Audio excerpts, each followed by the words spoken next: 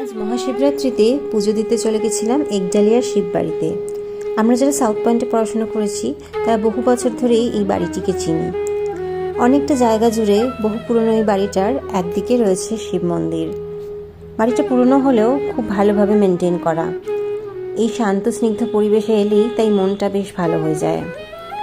যাওয়ার আগে পুজো দেওয়ার জন্য মিষ্টি কিনে নিয়েছিলাম লক্ষ্মী সুইটস থেকে। আমাদের পয়েন্টারদের কাছে এটা আরেকটা নস্টালজিয়ার জায়গা।